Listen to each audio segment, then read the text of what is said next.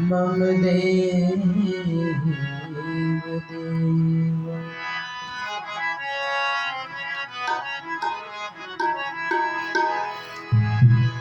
इस जीवन के चौराहे पर कितनों से मेल मिलाप हुआ, कितनों से मिले मजबूरी में, कितनों से अपने आप हुआ। और कुछ ऐसे भी थे, कुछ से मिल खुशी हुई और कुछ से मिल संताप हुआ, पर जिससे मिलना था न मिल सके, ये सोच कर पश्चाताप हुआ। जिससे मिलना था न मिल सके, ये सोच कर पश्चाताप हुआ। आइए मेरे साथ मिलकर के सभी गुनगुनाएंगे। जिनको भी लगता है कि हमें सुख मिलना चाहिए, क्यों जी जीवन में ऐसा कौन व्यक्ति है जो ये चाहता है कि मुझे दुख ही दुख मिले? क्यों जी है ऐसा कोई व्यक्ति? सब सुख चाहते हैं, सुखों के अभिलाषी। दुख कोई नहीं चाहता और दुखों से निवृत्ति चाहते हैं। तो इसलिए परमात्मा से प्रार्थना करते हैं, ईश्वर ओ मेरे परम पिता परमात्मा। बोलेंगे मेरे साथ में, ओ मेरे परम पिता परमात्मा, दुखों का कर दो खात्मा। मेरे परम पिता परमात्मा, दुखों का कर दो खात्मा। पावन जीवन हो जाए, मन आनंद से भर जाए। मेरे परम पिता परमात्मा, दुखों का कर दो खात्मा। मेरे परम पिता परमात्मा, दुखों का कर दो खात्मा। पावन जीवन हो जाए, मन आनंद से भर जाए। मेरे परम पिता परमात्मा, दुखों का कर दो खात्मा। मेरे परम पिता परमात्मा।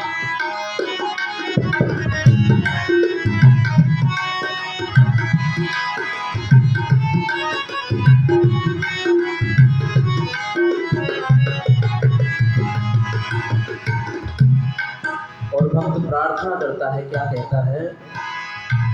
जीवन की राहों में मेरे पिता,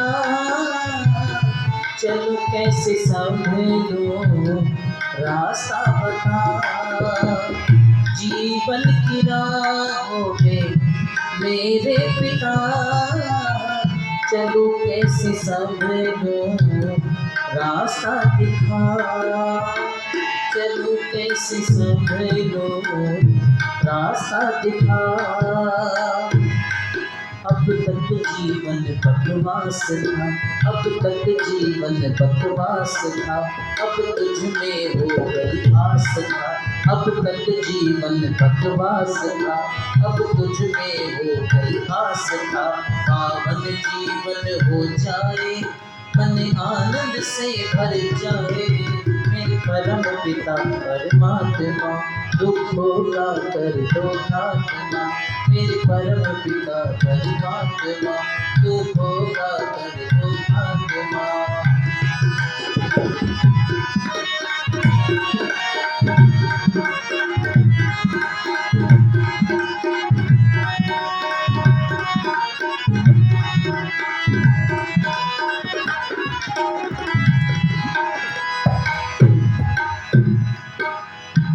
आनंद वृष्टि करने वाले, कर दिया सभी कुछ तेरे हवाले। आनंद वृष्टि करने वाले, कर दिया सभी कुछ तेरे हवाले। कर दिया सभी कुछ तेरे हवाले। तेरा ही कण कण में वास था, तेरा ही कण कण में वास था, ना मुझको ये एहसास था। तेरा ही कण कण में वास था, ना मुझको ये एहसास था।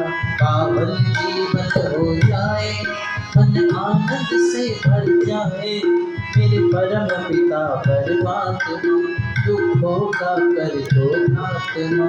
मेरे परम पिता परमात्मा, दुखों का कर दो खात्मा। पावन जीवन हो जाए, मन आनंद से भर जाए, मेरे परम पिता परमात्मा, दुखों का कर दो खात्मा। मेरे परम पिता परमात्मा, दुखों का कर दो खात्मा। मेरे परम पिता परमात्मा, दुखों का कर दो खात्मा।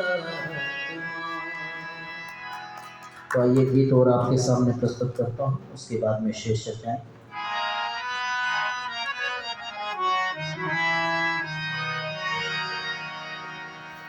निर्विकार निराकार तुम्ही हो, जग के पालन हार तुम्ही हो। मेरे साथ में बड़े ही मधुर स्वर से आप भी बोलेंगे और गुनगुनाएंगे, आनंद लेंगे इस वातावरण का। निर्विकार निराकार तुम्ही हो, जग के पालन हार तुम्ही हो, जग के पालन हार तुम्ही हो। निर्विकार निराकार तुम्ही हो, निर्विकार निराकार तुम्ही हो, जग के पालन हार तुम्ही हो, जग के पालन हार तुम्ही हो। निर्विकार निराकार तुम्ही हो, जग के पालन हार तुम्ही हो, जग के पालन हार तुम्ही हो।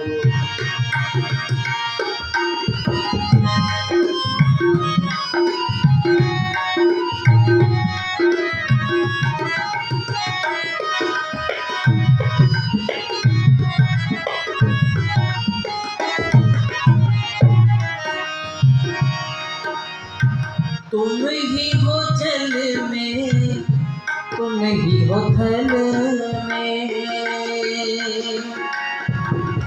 तुम ही हो जल में, तुम ही हो थल में, तुम ही पवन में, तुम ही बादल में, तुम ही पवन में, तुम ही बादल में। चपला की चमकार तुम्ही हो, चपला की चमकार तुम्ही हो, जग के पालन हार तुम्ही हो, जग के पालन हार तुम्ही हो। निर्विकार निराकार तुम्ही हो, जग के पालन हार तुम्ही।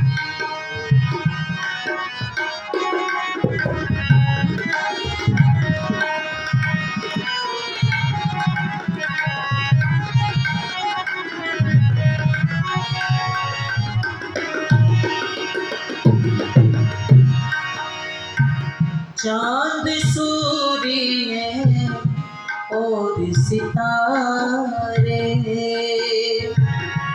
सितारे सितारे सितारे,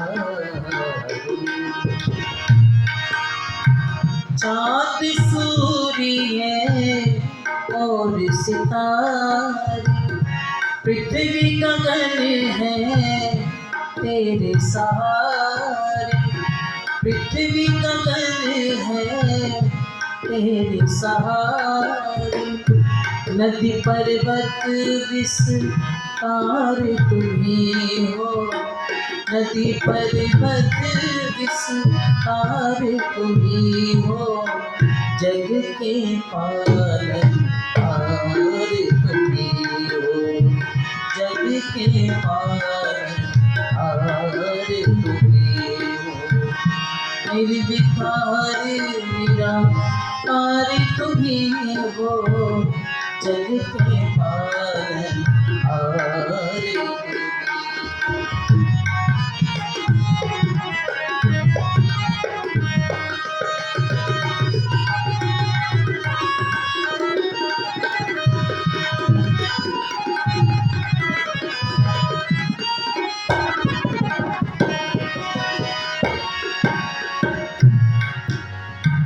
राजों के महाराज तुम्ही हो, महाराज तुम्ही हो, तुम्ही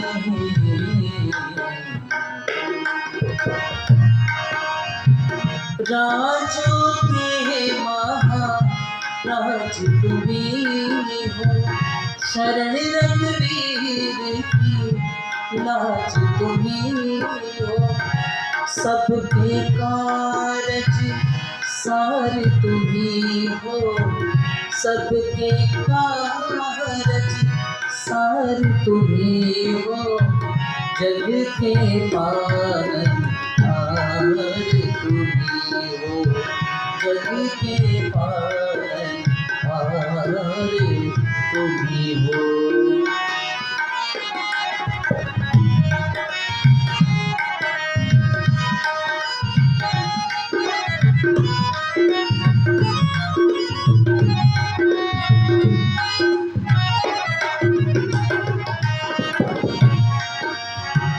हर किया है बात बात में, फर्क किया है बात बात में, चाकू खींचना तेरे हाथ में, चाकू खींचना तेरे हाथ में, कारीगर होशियार तुम्ही हो, कारीगर होशियार तुम्ही हो, जग के पालनहार तुम्ही हो, जग के पालनहार तुम्ही हो, निर्विकार निराकार तुम्ही हो, जग के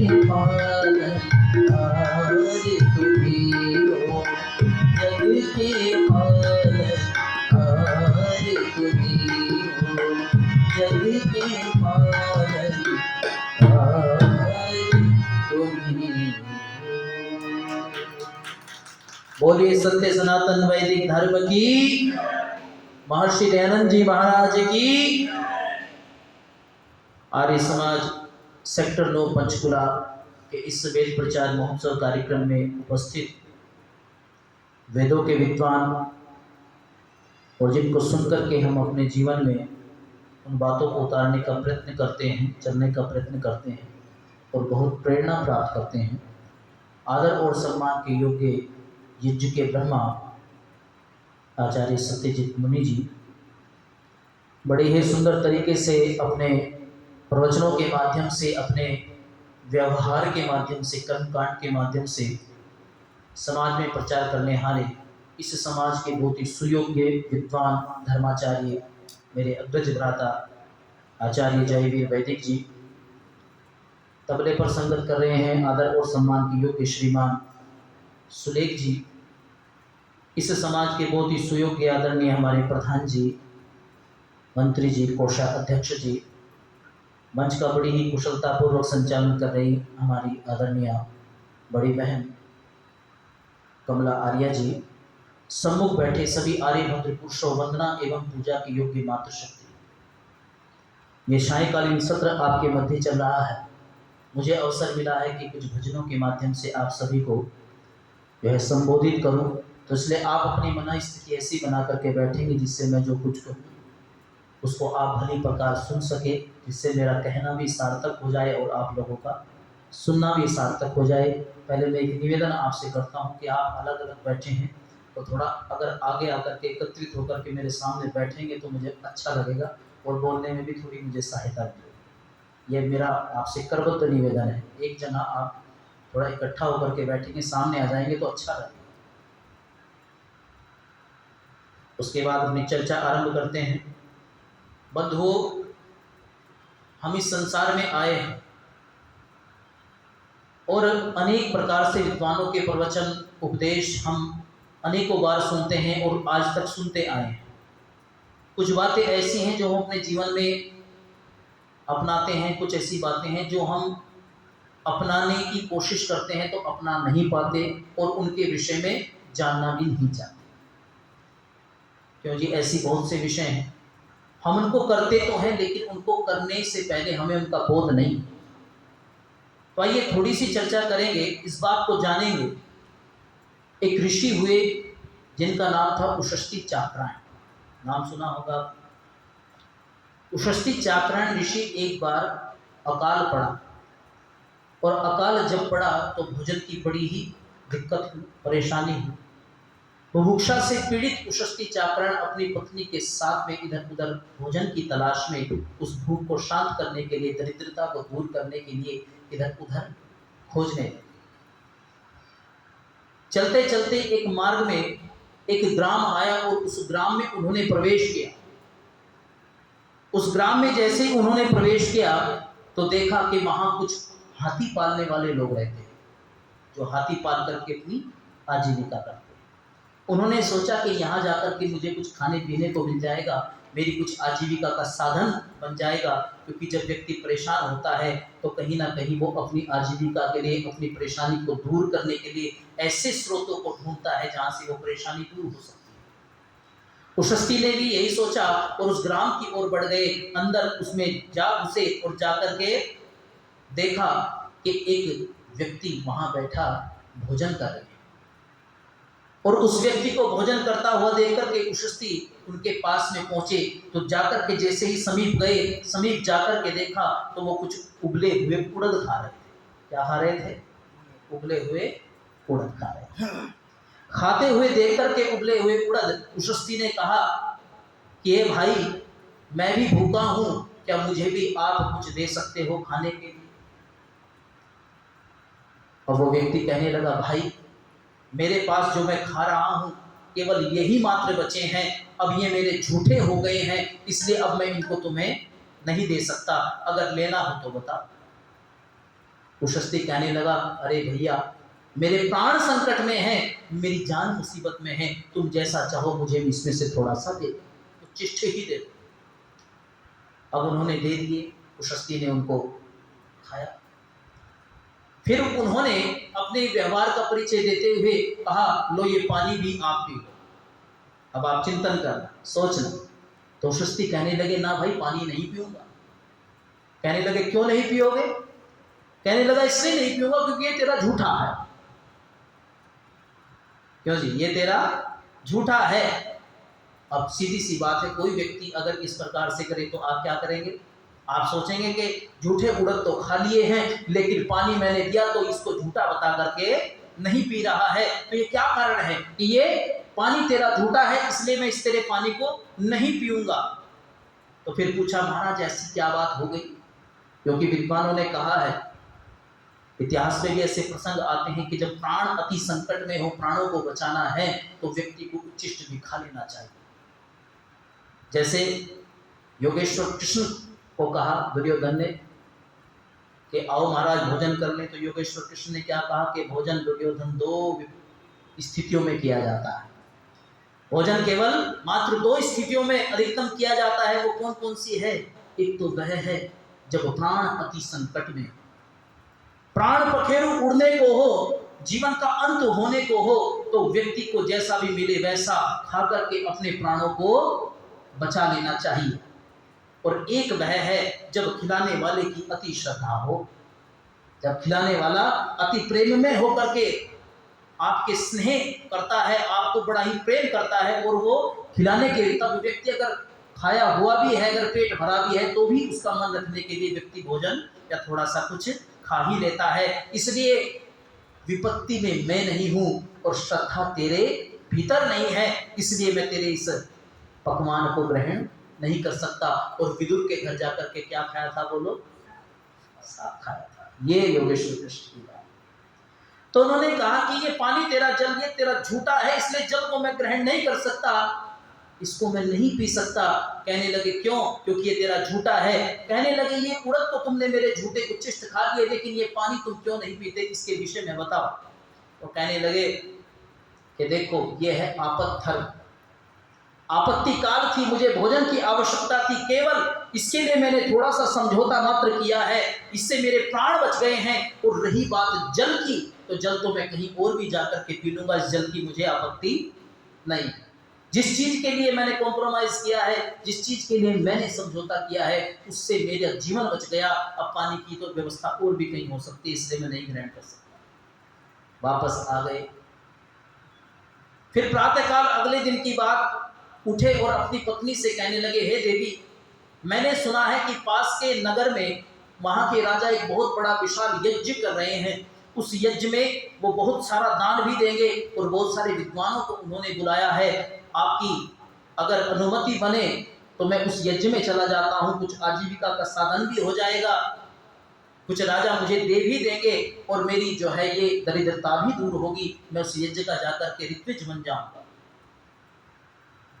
तो अपनी पत्नी से विचार कही, पत्नी ने सहमति जताई और पहुंच जाते हैं नगर में। और नगर में जैसे ही उषष्टि पहुंचे तो जाकर के यज्ञशाला में, विशाल यज्ञशाला में राजा की देखा तो पहले से ही वहां पर ऋत्विज वर्ण हो चुका था। पहले ही वहां पर विद्वान लोग यज्ञ कराने के लिए उपस्थित हो चुके थे, उनका वर्ण हो चुका था। पहले काल में जब यज्ञों में विद्वानों का वर्ण होता था, बहुत अच्छी तरीके से वर्ण करते थे, विद्वानों को अनेक प्रकार से सम्मान किया करते थे, उनका वर्ण किया करते थे, आतिथ्य किया करते थे।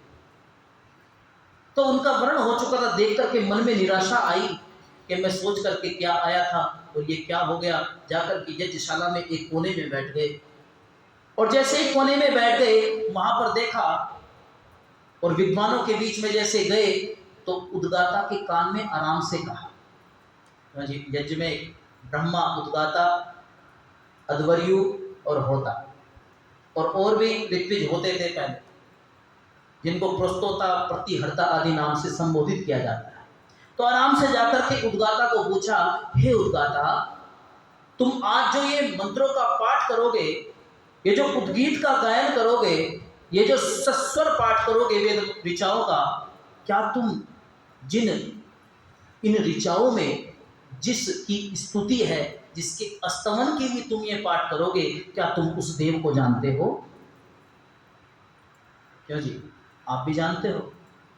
देखो, उपनिषद एक बात कहता है, उपनिषद कहता है कि अगर आप ये मानते हैं कि हम उसे जानते हैं, अगर आप ये मानते हैं कि हम उसे जानते हैं, तो समझो आप कुछ नहीं जानते। आप अगर ये मानते हैं कि मैं ज्ञानी हूं, मैं समझता हूं, मैं जानता हूं, तो समझो आपने कुछ नहीं जाना। जब व्यक्ति अपने जीवन में उसको जानने के लिए प्रयासरत होता है, तो केवल और केवल यही जान सकता है कि वह है जिसे जाना ही नहीं जा सकता। वह है जिसे संसार में जाना ही नहीं जा सकता, अनंत परमात्मा का ज्ञान। तो कहा कि तुम उस अस्तमनीय देव को, जो इन मंत्रों में स्तुति जिनकी कर रहे हो, क्या तुम उस देव को जानते हो? अब इस बात को सुनकर के मौन हो गए उद्गाता। तो कहने लगे, हे उद्गाता और प्रस्तोता, प्रतिहर्ता और भी ऋत्विजों से पूछा, क्या आप उस देव को जानते हो जिस देव के लिए ये यज्ञ कार्य, ये उपासना आप कर रहे हो, वेद मंत्रों का पाठ करते हो, क्या इनके अर्थों को भी तुम जानते हो? तो उत्तर ना में था, सबने सर झुका लिया। फिर उशस्ती कहने लगे, देखो अगर तुम उसको जाने बिना ये मंत्रों का पाठ करते हो तो मूर्धा ते विपतिष्यति, तुम्हारा ये सर गिर जाएगा, तुम्हारा ये सर गिर जाएगा, तुम पतन को प्राप्त हो जाओगे बिना जाने अगर करते हो। क्यों जी? जब उनसे पूछा तो उनका सर तो नीचे झुक ही गया, गिर ही गया कि जिस विषय को हम जानते नहीं उस विषय में अगर हम अपनी गति चाहे तो नहीं हो सकती। इसलिए कहने लगे क्या, आइए मेरे साथ में गुनगुनाइए भजन को।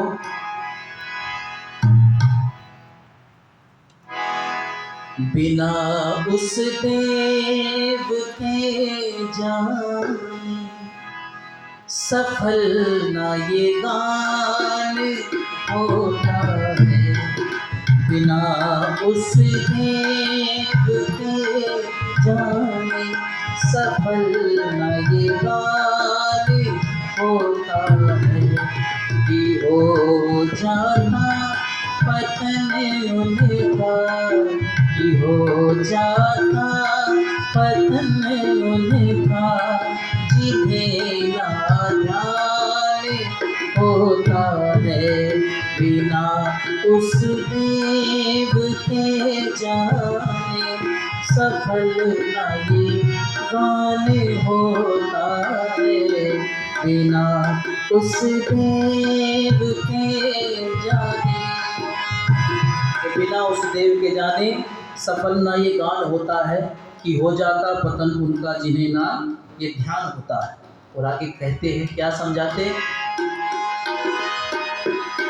यज्ञ ये पाठ मंत्रों का बिना जाने ही करते हो, यज्ञ ये पाठ मंत्रों का बिना जाने ही करते हो, बिना जाने ही करते हो। कि जब पहचाने तू मानव, कि जब पहचाने तू मानव, तभी कल्याण होता है।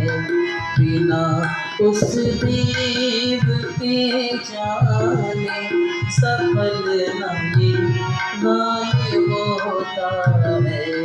कि हो जाना पतन उनका, कि हो जाना पतन उनका, जिन्हें ना जाने होता है।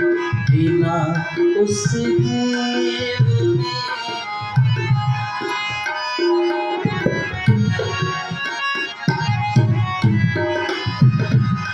और आगे समझाते हैं कि हम मंत्रों का पाठ तो करते हैं। देखो जब शास्त्रकारों को देखते हैं तो ये खाली शब्दों का अगर हम उच्चारण भी करते हैं और उनके अर्थों को नहीं जान पाते तो ये भी मूर्ति पूजा ही समान समझा जाए, क्योंकि शब्दों की पूजा भी समझो ऐसी ही है। तो इसलिए उसको जान करके, उन शब्दों के अर्थ को जान करके, ऋषि दयानंद जब कहते हैं कि मंत्रों का पाठ करते हुए, मन में चिंतन करते हुए, स्तुति करते हुए, लेकिन हम कई बार देखते हैं कि जब हम यज्ञ करते हैं, ईश्वर स्तुति मंत्रों का पाठ भी करते हैं, तो हम इधर उधर क्रियाकलाप में लगे रहते हैं। क्यों जी? देखो मुसलमानों में अगर जाएं तो जब उनकी अजान होती है ना तो सब लोग चुप होते हैं, सब शांत के भैया अजान हो। लेकिन हमारे में जो है इधर स्तुति हो रही है, लेकिन हम इतना आदर शायद अगर करें तो ज़्यादा अच्छा है। जब ईश्वर स्तुति वेद मंत्रों का हम पाठ करें, प्रार्थना करें, तो बिल्कुल शांत होकर के, शांत चित्त होकर के सभी हम सुने और परमात्मा में चित्त लगाए। केवल मंत्रों का पाठ, ये यांत्रिक पाठ करने से ही हमें सफलता प्राप्त न हो। तो आगे समझाते हैं सृष्टि क्या, कहे गुड़ गुड़ यदि मुख से, कहे गुड़ गुड़ यदि मुख से, नहीं मुख मीठा होता है।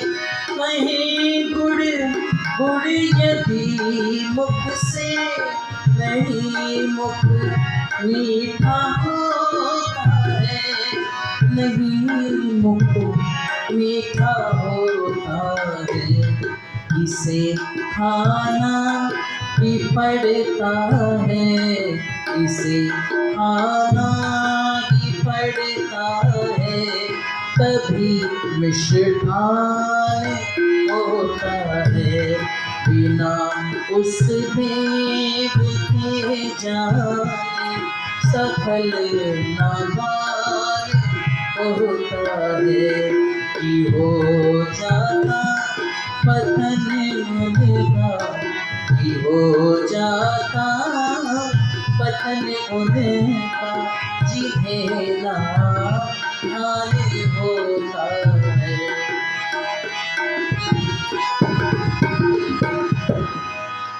केवल जीव्या से है गाया, नहीं हृदय उतारा है। केवल जीव्या से है गाया, नहीं हृदय उतारा है, नहीं हृदय उतारा है। जो हृदय हार देता है, जो हृदय हार देता है, वो भी विद्वान होता है। बिना उस देव के जाने सफल ना गाने होता है। कि हो जाता पतन उनका, जिन्हें नाया।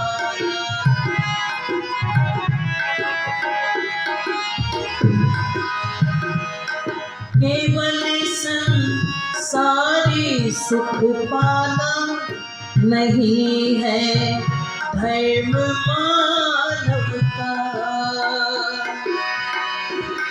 केवल संसारी सुख पाना नहीं है धर्म मानव का, नहीं है धर्म मानव का।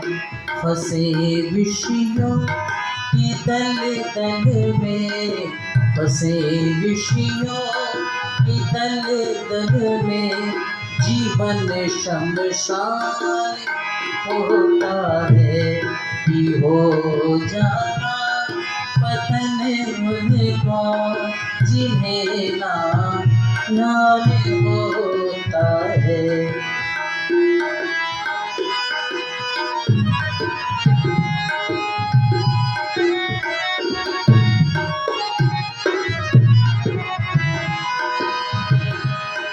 अविद्या में पड़े रहकर तो जीवन व्यर्थ खोते हो। अविद्या में पड़े रहकर तो जीवन व्यर्थ खोते हो, क्यों जीवन व्यर्थ खोते हो।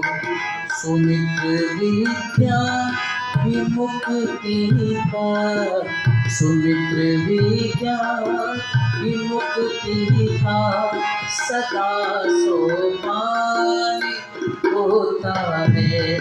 कि हो जाता पतन उनका, जिन्हें ना ध्यान होता है। बिना उस देव के जाने सफल ना गाने होता है। कि हो जाता पतन उनका, जिन्हें ना गाने होता है, जिन्हें ना गाने होता है, जिन्हें ना गाने होता है। बोलिए सच्चिदानंद भगवान की। तो जब ये समझाया महाराज, आप जिन वेद मंत्रों का पाठ करते हो, जिन ऋचाओं का आप गायन करते हो, आप उस देव को जानते हो कि नहीं जानते? अगर नहीं जानते तो आपका पतन निश्चित है। क्यों जी? रावण को आप सभी जानते हैं। ऐसा कौन सा व्यक्ति है जिसने रावण को नहीं सुना? अच्छा, रावण विद्वान था कि अविद्वान था? क्यों जी? इतना बड़ा भयंकर विद्वान, बहुत बड़ा विद्वान, दर्शन शास्त्रों का और बड़े विद्वान, वेदों के विद्वान, पंडित, मनीषी, लेकिन उनके कर्म कैसे थे? क्यों जी? उनके कर्म, अच्छा, जो व्यक्ति वेद पढ़ता है तो वेद पढ़ करके वह व्यक्ति विद्वान होकर के दुराचारी होना चाहिए कि सदाचारी? सदाचारी। लेकिन रावण कैसा था? दुराचारी। और उसने इस प्रकार से वातावरण क्रिएट किया कि लगभग पूरी दुनिया पर उन्होंने अपना आधिपत्य स्थापित कर ही दिया था। तो इसलिए महर्षि मनु ने भी कहा है, जो पढ़ता है, जो मात्र पढ़ता है, उससे उत्तम होता है जो उसको पढ़ करके जीवन में उतारता है। जो मात्र पढ़ता है, मात्र पढ़ने से व्यक्ति महान नहीं होता, केवल जो उसको पढ़ करके जीवन में धार लेता है वह महान होता है, चाहे उसने कम भी पढ़ा। तो इसलिए हम जो पाठ करते हैं, अगर एक भी मंत्र पर आप विचार करेंगे बंधुओं, माता और बहनों, सज्जनों, तो मैं निवेदन कर देता हूं कि हम अपने जीवन में बहुत सी ऐसी बुराइयों को छोड़ देंगे जो जीवन में हमें पता है कि हमारे अंदर हैं, लेकिन उनको हम जबरदस्ती निकालना ही नहीं चाहते। लेकिन हम करें तो क्या? हम जानते हैं, आकलन तो करें अपने जीवन में। तो जब ये इस प्रकार से वातावरण हुआ, जब ये पूछा, सब विद्वान एक तरफ होकर के बैठ गए यज्ञशाला में। अब ये जो दृश्य था, ये राजा ने आकर के देखा कि भाई कैसे विद्वान पंडित आए हैं, आचार्य आए हैं, कि हमारे सारे विद्वान एक तरफ होकर के बैठ गए। सब मुंह फेर करके बैठ गए, सब परेशान हो गए कि भाई बड़ा पंडित आया है, बड़े विद्वान आए हैं, इनको ही यज्ञ का ब्रह्मा नियुक्त कर देना चाहिए, इनको ही प्रस्तोता प्रतिहर्ता बना देना चाहिए। अब राजा आए और राजा कहने लगे, महाराज आपको मेरा नमस्कार है, मैं आपसे निवेदन करना चाहता हूं कि आपकी अनुपस्थिति में मैंने आपकी खोजबीन भी कराई, लेकिन आपकी अनुपस्थिति मिली, आप मुझे मिले नहीं, इसलिए आपकी न होने के कारण मैंने इन ऋतुजों का वर्ण किया है, इनसे यज्ञ कराने के लिए मैंने जो है इनका वर्ण मात्र किया है। इसलिए मैं चाहता हूं अब आप इस यज्ञ की पूर्णता के लिए अपने संरक्षण में यह यज्ञ संपन्न कराएं। अब बड़ी ही सुंदर बात कही वहां पर कुशस्ती ने, ध्यान देना बंधुओं। उन्होंने कहा कि देखो, इन विद्वानों का आपने वर्णन किया, इन विद्वानों को आपने सत्कृत किया है, सत्कार किया, सम्मान किया है, तो इनका अपमान नहीं होना चाहिए, क्योंकि विद्वानों का हमेशा सम्मान होना चाहिए मन में, क्योंकि बड़ा विद्वान, छोटा विद्वान, या सबकी नॉलेज अपनी अलग अलग होती है, सबका ज्ञान अपना स्तर अलग होता है, इसलिए सभी सम्मानित होते हैं। ठीक है, ये विद्वान इस विषय में जो मैंने इनको पूछा ये नहीं जान पाए, उत्तर नहीं दे पाए, लेकिन इनका सम्मान कम नहीं होना चाहिए। यज्ञ तो ये ही कराएंगे, लेकिन मैं इनका संरक्षक बन करके, मैं एक पहरेदार बन करके ये यज्ञ संपन्न कराऊंगा, अपनी देख रेख में कराऊंगा, और जितनी दक्षिणा आप मुझे श्रद्धा से देंगे उतनी ही दक्षिणा इन विद्वानों को भी दें, इनको भी न्यून ना दे, कम ना दे, इनका भी उतना ही सम्मान करें। देखो कैसी बड़ी भावना थी। आप देखें, आकलन करें कि क्या उनके सम्मान की भावना थी। बड़े ही श्रद्धापूर्वक तरीके से, बड़े ही आदर और सम्मान से उन्होंने यज्ञ पूर्ण कराया। यज्ञ की पूर्णता के बाद में प्रसन्न होकर के बैठ गए, और बैठ करके धीरे से आकर के एक विद्वान ने पूछा, महाराज आपने प्रारंभ में आकर के हमको एक प्रश्न किया था, आपने कहा था अगर जिस देवता की स्तुति के लिए ये वेद मंत्रों का ऋचाओं का गान आप करते हैं, ये पाठ आप करते हैं, अगर आप उसको नहीं जानते तो वह न जानना ही आपके पतन का कारण होगा। मूर्धाते विपतिष्यति, यानी कि मस्तक हमारा गिर जाएगा, तो आप उसका उपदेश हम तो आनंद लेंगे बंधुओं। क्या गजब का उपदेश किया है, क्या आत्मा को आनंदित करने वाला, आह्लादित करने वाला उन्होंने प्रवचन दिया है। उन्होंने कहा, हे देव, आप सोच रहे हैं कि जानते तो हम ये परमेश्वर का ही नाम है, लेकिन ये बताओ दुनिया के अंदर समस्त जितने भी जन हैं, लोग हैं, ये बताओ वो परमेश्वर को मानते हैं कि जानते हैं? क्यों जी, मानते हैं या जानते हैं? किसी से भी आप पूछें तो कहेंगे कि जी मानते हैं, लेकिन जानने का प्रयत्न नहीं करते। जिस चीज को हमें जानने के लिए प्रयास करना चाहिए उस चीज को हम जानते नहीं हैं, ना प्रयत्न करते हैं, और जिस चीज को हम मानना चाहिए उस चीज को हम मानते हैं। अब आप कहोगे क्या बात कही पंडित जी आप। अच्छा ये बताओ, ईश्वर को सभी लोग मानते हैं, जानते हैं। मैंने आपसे पूछा तो सभी लोग क्या ईश्वर को मानते हैं, जानने का प्रयत्न नहीं करते, जानते नहीं। अच्छा ये बताओ, मौत को सब जानते हैं कि मानते हैं? मौत को तो सारे मानते हैं, सारे जानते हैं। मौत को सब जानते हैं परंतु मानते नहीं है। देखते हैं, युधिष्ठिर ने कहा था कि महान आश्चर्य यही है कि प्रत्येक दिन यह जीव काल के काल में समा रहा है, लेकिन फिर भी इसको देखकर दूसरा जीव, दूसरा व्यक्ति ये नहीं समझता, ये मानने का प्रयत्न नहीं करता, ये नहीं मानता कि मैं भी एक दिन ऐसे ही जाना है, मुझे भी ऐसे ही इस संसार को छोड़ करके चले जाना है। ये मानना हमारे लिए बड़ा कठिन है। तो यही आश्चर्य है। तो कहने लगे महाराज ये बताओ, उस देवता के विषय में आपने चर्चा की थी, उस देवता के विषय का जो ये प्रश्न आपने पूछा था उसका हमें उत्तर दीजिए, वो ब्रह्म विद्या दीजिए जिससे हम अपने जीवन को बढ़ा सकें, हम अपने जीवन में जो कर रहे हैं इसको समझ करके जीवन का उत्थान कर सके। तो वहां पर सृष्टि चाक्रायण कहते हैं प्राणायाम नमो यस्य सर्वमिदं वशे, कि जो परमात्मा प्राणों का भी प्राण है।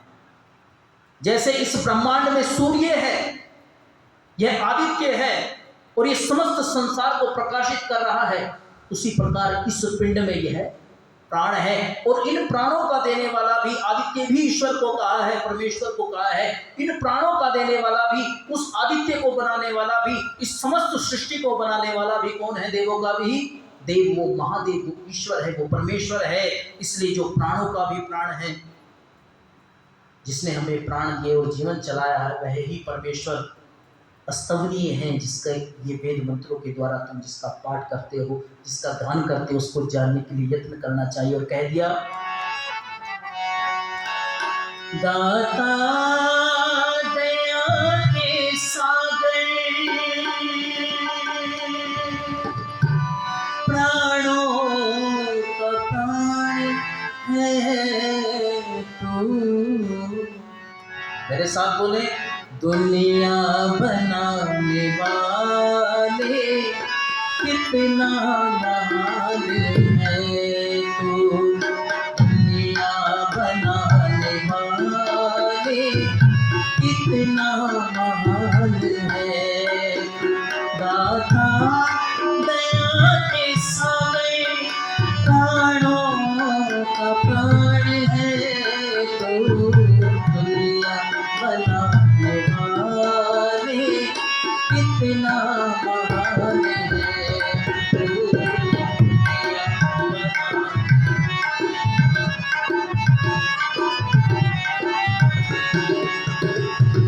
पापी जो पाप करते नहीं तेरा जाप करते, अपने किए कर्म का ना पश्चाताप करते, उन पर मेहर है तेरी, उन पर मेहर तेरी, ऐसा मेहरबान है तू, दुनिया बनाने वाले कितना महान है तू, दुनिया।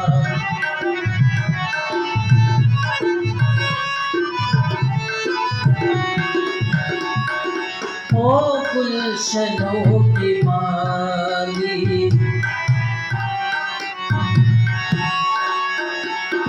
चंदा रचाया तूने, सूरज रचाया तूने, तारों में रोशनी दी, नभ को सजाया तूने, सब कुछ बनाया तूने, सब कुछ बनाया तूने, वरना मकान है तू, दुनिया बनाने वाले कितना महान